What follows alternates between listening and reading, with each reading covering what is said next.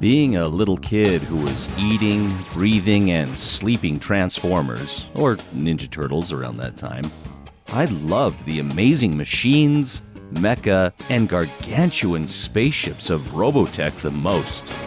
But even at that tender age, I really appreciated the characters, their plights, their dreams, their happy times, and their sad ones too. The tribulations, triumphs, victories, and losses of the crew of the SDF-1 felt like my own. Ever since Rick Hunter met MINMEI after crashing into her bedroom and then repeatedly saved her life, I cheered for our apparent hero to get the girl. I felt so invested in the two of them and knew they were destined to be together. At least until she won the Miss Macross competition, and that changed everything.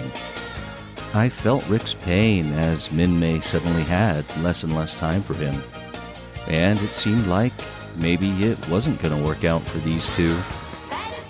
But really, for me personally, the girls in the show that I liked, or was slowly discovering were my type or whatever, were on the bridge. Specifically, I kind of thought Lisa was, neat. And honestly, I'd always kind of had a thing for Vanessa too.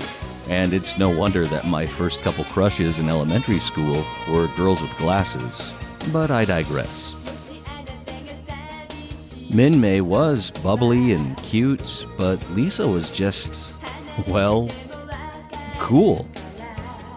And the closer Rick got to her, the more I found myself also intrigued by her.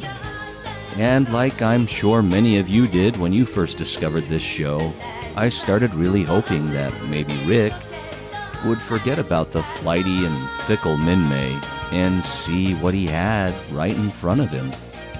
Funny how that goes, especially considering how they started out.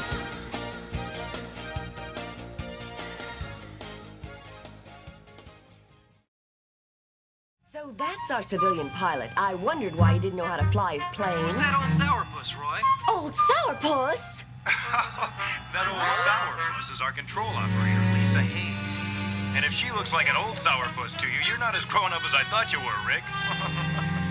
Now listen, Commander Fokker, you'd better have a good explanation for turning a Veritech fighter over to an amateur civilian pilot. You could be court-martialed for this, you know. Ooh, she's mad. As for you, Rick Hunter, you're in a lot of trouble whether you know it or not.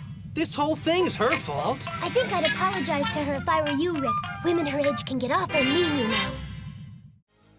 Technically, this isn't how it started out for them, or even the first time they saw each other. This is SDF-1 Control, calling VF-102. You there on the exhibition grounds were on combat alert. Why haven't you taken off? You don't mean me, do you? Hey, what? Huh? Hey. Don't waste any more time. Take off immediately and What? join the fighter squadron. What do you mean take off? The runway is demolished. Runway 2 is clear. You're fully armed and your jets are overheating, so prepare for immediate takeoff. All set, sir. Good hunting. Well, okay, if you insist. I can't get control of it. This is SDF-1 Control, calling VF-102. Pull out. You're diving right at us. Tell me something I don't know. I can't pull out. All the controls have lost their power. Have you tried switching to configuration B? B? What's that mean? You don't know? Impossible. All right, listen. Pull down the control mark B on the left side of your console. Okay, I found it. What's it doing?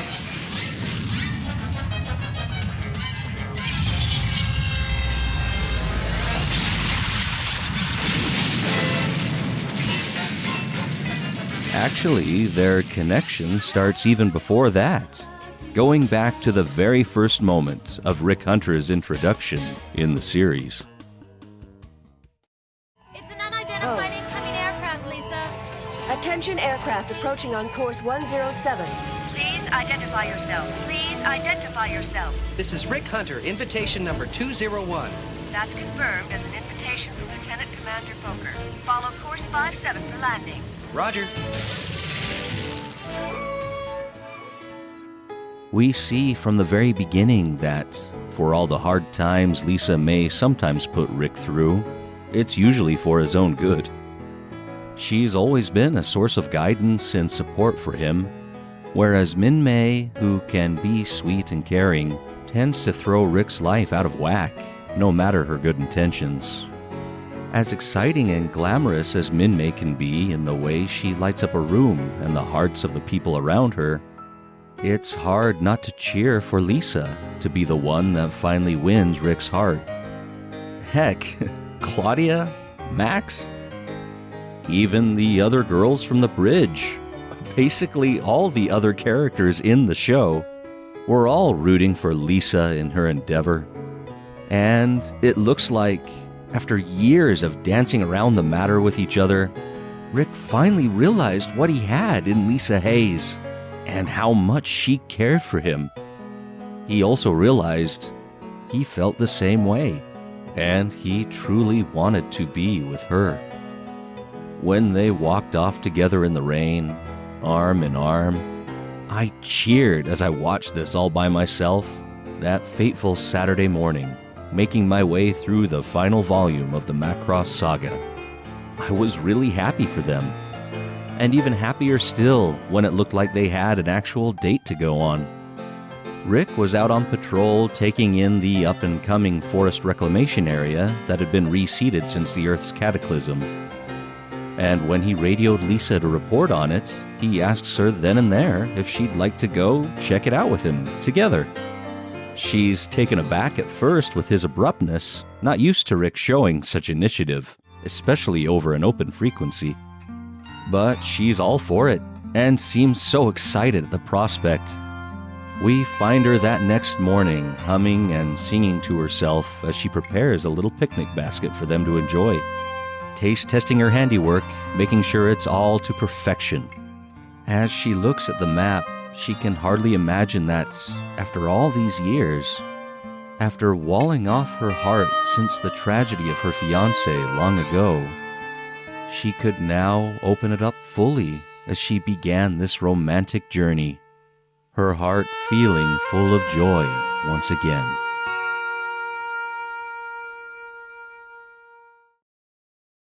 Rick, meanwhile, was also getting ready, making sure not to look scruffy or uncouth for this outing when the phone rings. Figuring it's Lisa coordinating with him, he goes to answer the phone, but is very surprised when it turns out to be someone else.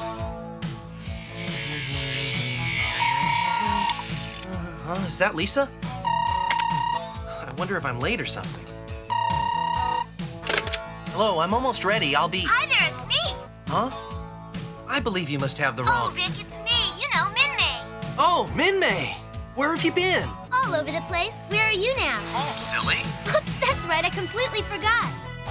It's a ditzy but sweet moment of MINMEI, but also kind of reveals a certain apprehension behind this call, a nervousness. Like she's actually risking more than just taking a few minutes to reach out to an old friend.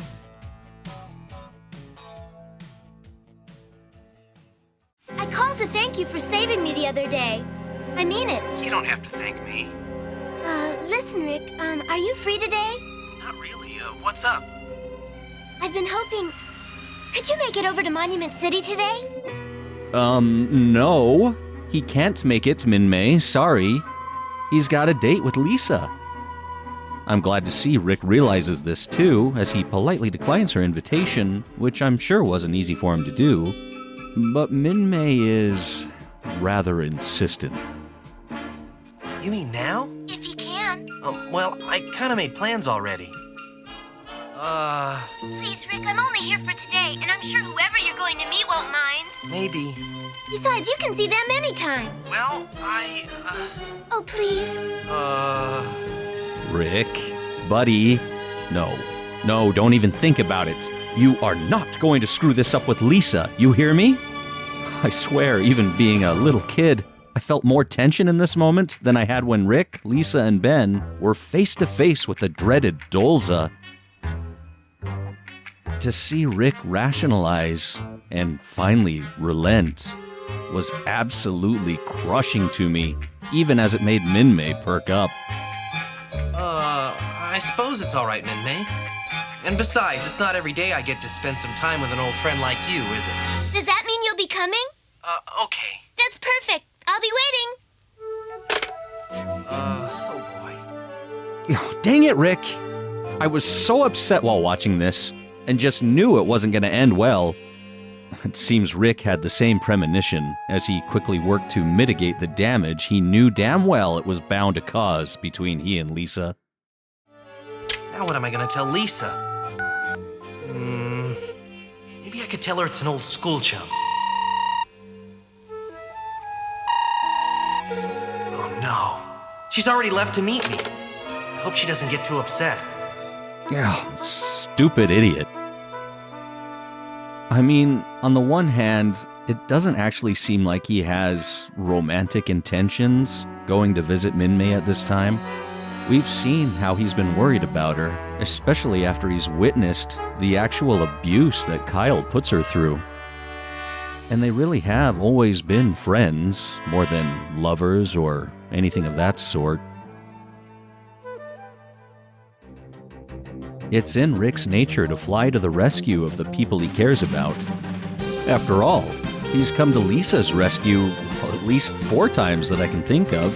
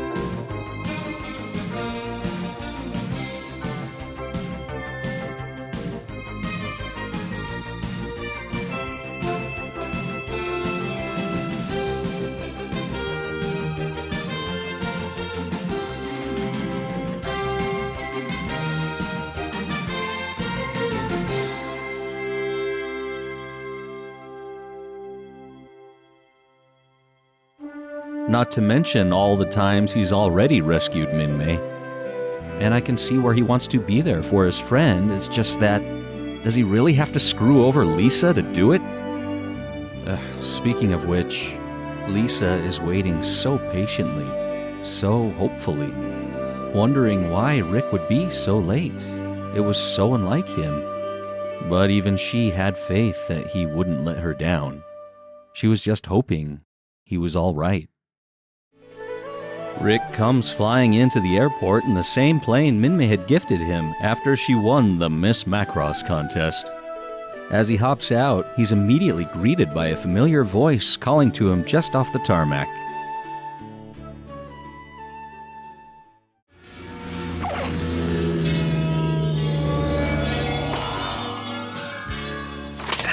I'm over here, Rick. Hi. Hey, how you been, Flyboy? MINMEI? Hey! I'm so glad you could come. I didn't realize it was you with that hat and those glasses on. That's the point, silly. I wear them so people won't know who I am. That MINMEI is trying to remain incognito makes sense, since she is not only a celebrity, but quite possibly the world's most well-known celebrity after being the voice that defeated Dolza.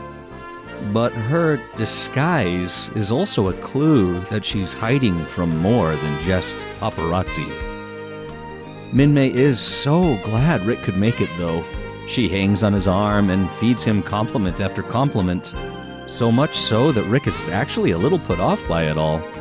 Not only did it not seem like her, he was concerned they'd only draw unwanted attention to themselves. And quite frankly, the last thing he needed was to run into someone from headquarters or anywhere who could report back to Lisa. At least he was savvy enough not to wear his uniform. And I guess in that sense, they were both kinda in disguise, and in a way, not being their real selves. That worried Rick, but MINMEI was determined to make this Rick's best day ever. Come on, let's go. Rick. Okay. There must be some way of showing him how I feel, how grateful I am. Ah, I know just the place. Beautiful view, soft music. He'll love it. At least I hope so. If he doesn't, I don't know what I'll do. You like it? My producer has a friend who owns a timeshare here. Movie stars come in all the time. Who cares about a bunch of old movie stars anyway? Well, I'm a movie star and you like me, don't ya? I liked you before you were a movie star. You mean now you don't like me because I'm famous? I like you. I wonder if Lisa's okay. I wonder if Rick's okay. He must have been delayed. I bet that's it. Of course. Something must have come up, that's what it is. Lisa being stood up like this is made all the worse by just how amazingly patient and understanding she's being. And at least Rick recognizes that this is super uncool of him to do, especially the more MINMEI lays it on thick, turning this little get-together into an actual date, when he knew the date he was supposed to be on was with Lisa. It doesn't help that MINMEI gives him a very personalized gift. Rick, I've got something for you. Are you all right? Sure. Here, open it. What? This is for saving my life. It's my way of saying thank you. You didn't have to get me anything. Please take it. I bought it especially for you. Well, okay, sure. Go on, open it. Right now? Why not? Oh, thank you. Do you really like it? Of course, it's beautiful. You're not just saying that, are ya? I'll always cherish it, and I'll think of you whenever I wear it. It looks good with that suit. It does. It makes me feel a little bit like Errol Flynn. All you need now is a sword. Here we go. Why do waiters always seem to serve people at precisely the wrong time? Why do movie stars always seem to complain about everything? Anyway, here's a toast to better times to come. Amen. The two toast to their reunion, and Rick can't help but feel it's like when they were teenagers again, like back when they first met.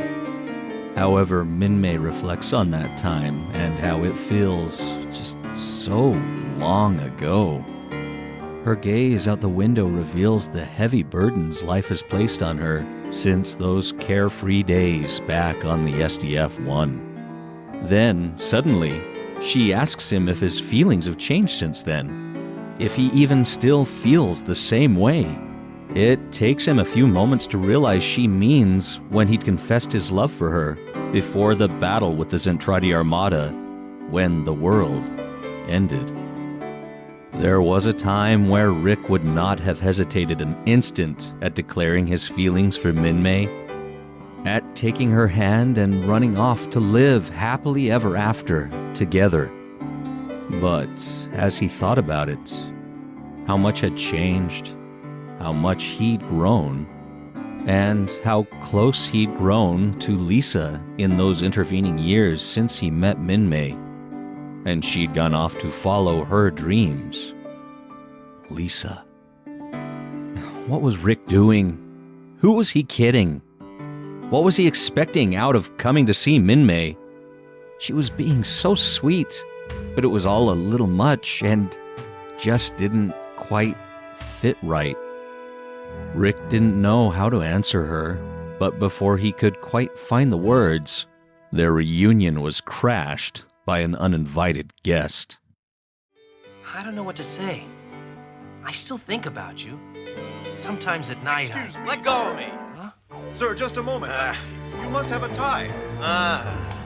I've been looking for you. Don't you know I've scheduled a press conference for you? Come on, we're leaving. No. What did you say to me? Don't be ridiculous, MINMEI. Do you realize the strings I had to pull to get those reporters out here today? MINMEI, if this is a bad time, we could meet later. We don't have to. I'm not going. Oh, yes, you are, Take MINMEI. your hands off me. You're hurting me. Who do you think you are, anyway? This is how a professional acts. Attractive, isn't it? Huh. Now cut the whining. Why don't you try to act your age for once? People are waiting for you. I'm tipsy. I couldn't possibly talk to any reporters now. What? We'll see about that. What? That ought to sober you up. Now come on and stop acting like an idiot. Now let's go. Wait, she doesn't want to go. Can't you understand, Hunter? She's got too many things she's got to take care of. Oh, and don't worry about lunch. We'll cover it. That's what expense accounts are for. I think you better go home. Come on. What's the matter with you anyway? Don't you care about your career anymore? I've given up everything. Oh man, what a scene they all made. If you didn't hate Kyle before, then you are a heartless monster if you don't after this. I'm sure part of Rick would have loved to jump up and knock Kyle down, but he also seemed torn on exactly what to do, as it seemed MINMEI had snuck off to be with him, shirking responsibilities that probably ruined the day of a number of people, more than just Kyle. Yet it was hard not to feel so bad for MINMEI. And the way Kyle blatantly humiliated her in his anger, and in front of Rick, too. She dropped her disguise, and it was clear this was a woman suffering greatly. A woman fighting against the repression and control of this sociopath that had been using her. I think it's a bold and kind of brilliant, albeit passive-aggressive, move for her to swig the rest of her drink and claim to be too drunk to work. And I kind of applaud her resistance against her oppressor. But people like Kyle are good at turning around any attack you throw at them and make it worse. And Rick seemed to intrinsically understand this as he remained rather neutral in this ordeal. I mean, he did yell at Kyle to stop, but beyond that, it would have made a scene and probably gotten the police involved and maybe even a court-martial wondering why Rick assaulted a civilian. As much as Rick hated this, there really was nothing he could do, even as MINMEI called out to him to rescue her from this. Rick had resigned himself to letting MINMEI sort out her own dilemmas, which he'd thought to do before when he first saw how the situation with Kyle was. But this realization had him really wanting to drown his sorrows about it. He felt awful for MINMEI and what life had given her. She deserved better.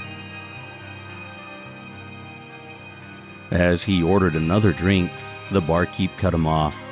A good idea if Rick wanted to drive, let alone fly home. And there was still the matter of what he was going to say to Lisa. Sammy and Kim were sharing the gossip about the date Captain Hayes was on with Captain Hunter when it seemed Lisa was calling their station. Lieutenant Mitchell answered, but Lisa heard the girls already freaking out that if Lisa was calling, wondering if Captain Hunter was there, that meant a catastrophe for them as a couple, and it was doomed, and this meant Hunter wasn't really interested in her, and... Lisa hung up, more than a little annoyed at their chorus. She was legitimately worried if Rick had maybe been hurt or in an accident at this point. Where in the world was he?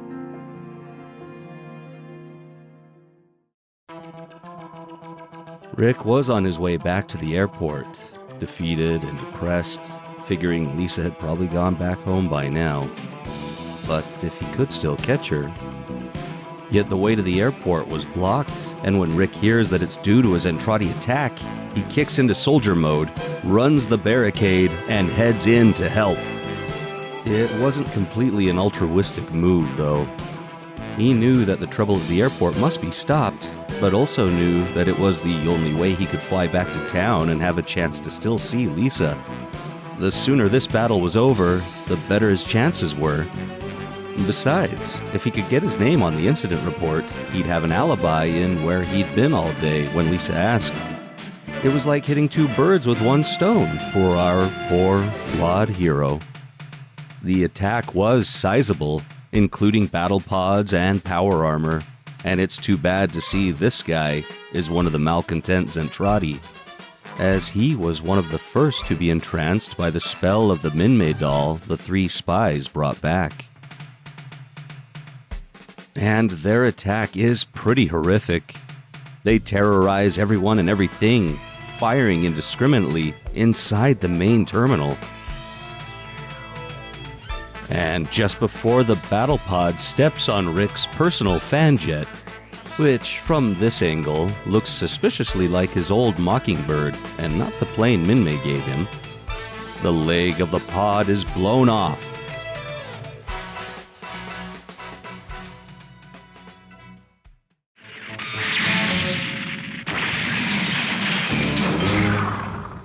ZENTREADI rebels, you are surrounded.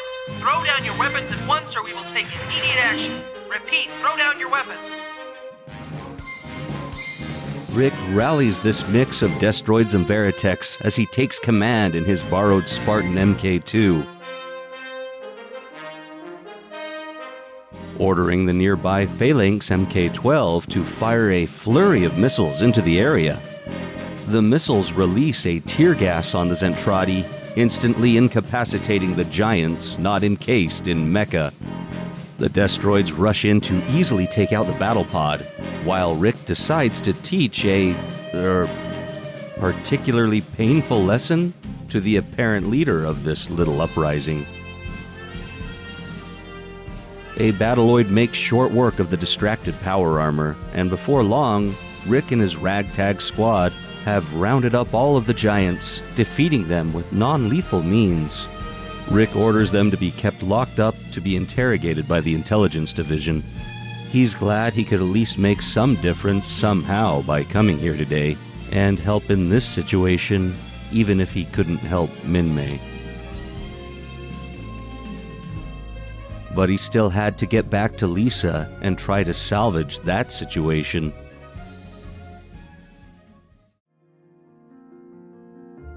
The early evening was setting in. Lisa lamented that she'd spent the entire day waiting there for Rick and wasn't sure whether to be mad, sad, or just worried for him. It's then a little puppy comes up to her, yapping cutely and looking needy and lost. She picks him up and comforts him while finding comfort for herself in his company.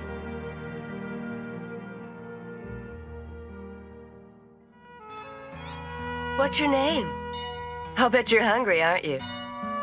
Well, I have plenty of food. I'll bet there's something here for you. How about trying one of these? This seems to be your lucky day, my friend. At least someone around here appreciates my cooking. Shane! Shane! Where are you, Shane? Come here, boy! I guess I'd better pack up and go. Even that cute puppy had better things to do than spend time with Lisa. She felt deflated, like she'd been a fool. And just when she starts to head out, she hears Rick, finally, calling out to her, panting as he ran full speed to catch her, looking dapper in his nice suit and dashing scarf. Well, stranger, it's about time. I didn't even know if you'd still be here. Some really urgent personal business came up that I had to take care of. Well, it's much too late to go on a picnic now. It's a shame, really, because I spent all morning cooking. It's the first time I've had a chance to do that for years. I'm really sorry, Lisa. You should have called me, Rick. I've been waiting here for hours. I tried to call you more than once. That wasn't untrue. He had tried to get a hold of her, and she certainly seemed more relieved than angry in this moment, but Rick was apprehensive, knowing he teetered on the edge of feeling her forgiveness or suffering her wrath. As she walks up to him, I gotta admit, I too was on the edge of my seat, wondering how this would play out. I was still rooting for them, rooting for Lisa, and that maybe Rick had a chance to make up for this mistake, and make things right. And Lisa, in this moment, shows just how kind, gracious, and wonderful she is by deciding to worry about the why this happened later and just enjoy this time that they do have for now. They take a walk through the nearby park, enjoying the cool autumn air that was already giving way to winter, as Rick decides maybe Lisa could do with a little more warmth. And you can see the look on Lisa's face as he offers to wrap part of his scarf around her. What a touching moment she felt from that gesture. But Rick could have never predicted how that would be his undoing.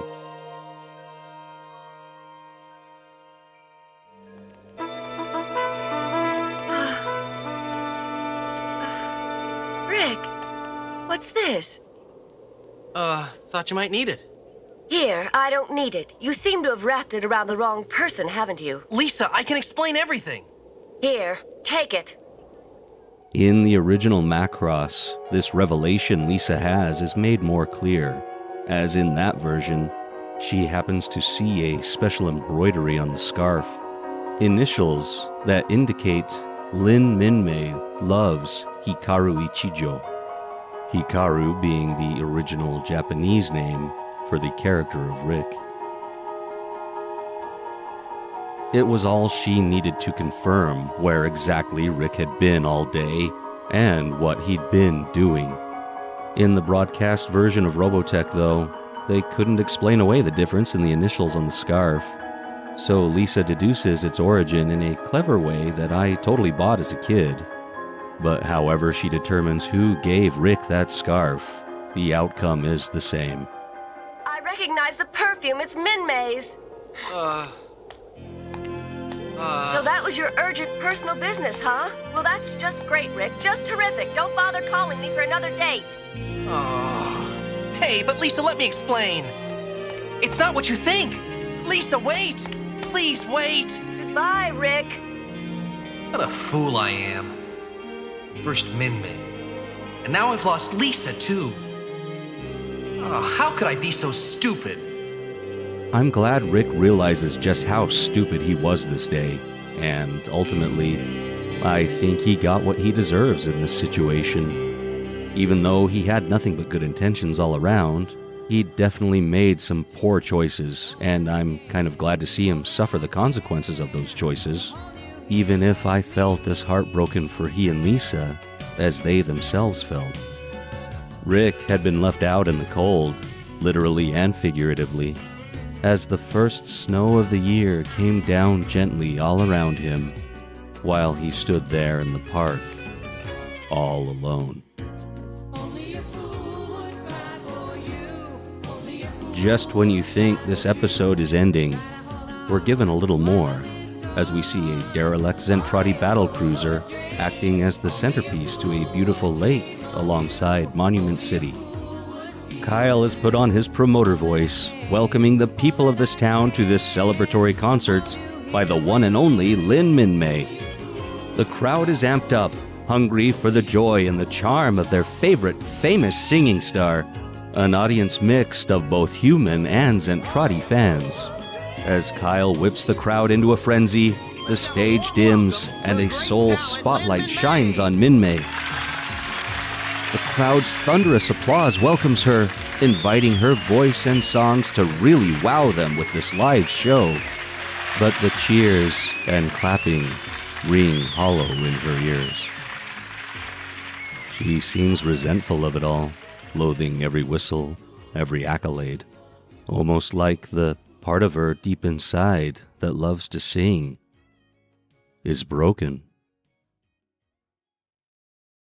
Yet the music cues up, the band gets going, and nothing. She just stands there. As the band notices she missed her cue, Kyle suddenly realizes exactly what's going on. He still urges her to sing, almost wills her to. If not for herself, then for these people she inspires. She simply smiles at him. A knowing and rather scary smile. It was almost like she was saying this was all his fault. The crowd doesn't know what to do, but they show her support and love, cheering her on and calling out her name. Yet it was no good. She couldn't. She wouldn't sing. Maybe ever again. She abruptly apologizes to the crowd and says she just can't sing when her heart is breaking. Kyle is aghast at this declaration, and she throws him a defiant look. A look that shows him that as much as he thinks he has control of her, she is the one with all the power here. She runs off the stage, and the crowd rushes forward, out of concern, out of anger, out of a desire to help. But the stage manager wisely closes the shutters on the stage before they get far, ending the concert, it would seem.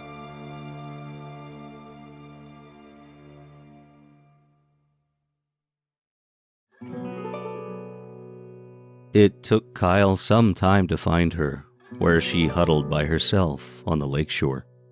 Before he could say anything, she told him this was all his fault. She admitted what a mistake it had been to bring him back to the battle fortress all those years ago, and how everything in her life since then had been slowly falling apart due to his meddling in every aspect of it. He was barely fazed by her words, throwing them back in her face, telling her she'd always been selfish ever since they were children. He tried to tell her that everything he'd done for the past 4 years was for her, because he knew that if she could just learn to harness her voice for the good of others, she could inspire the whole galaxy, bringing hope to everyone. Yet she only ever sang for herself. She knew him well enough to know there was partial truth to his words, but it was mostly lies. That he was simply deflecting any accountability for how much abuse he'd put her through all this time. She remained quiet and didn't say another word, knowing it would do no good. He'd just try to spin it back at her again. And you know, I think in her silence, in that moment, Kyle had an epiphany. Like he self-actualized to a degree. I think somehow her words sunk in right at that second, and he may have even realized that he really was doing damage to this person that, in his own twisted way, he actually did love. Kyle always seemed to be a tortured soul, even if that torture was mostly self-inflicted. It was like he studied kung fu and ingrained himself in peace movements in an effort to tamp down some natural internal darkness within. A darkness he maybe had hoped he'd already conquered, or maybe that MINMEI's light could help burn away. And now, during this conversation, he finally realized that they really were just hurting each other, and that it had to end. He took off his jacket and put it around her as a parting gift, and declares that he's leaving. Not just leaving her, but leaving everything. Almost like he was going on a quest to find himself, to find that peace that was so elusive to him in his life. As he leaves, he wishes her the best, and that he truly hopes she can find happiness, even as he declares his love for her one last time. She continued to remain silent, and as the wind blows across the lake, MINMEI cries and cries. Tears of sadness, of relief, but mostly the tears of someone who felt truly and utterly alone.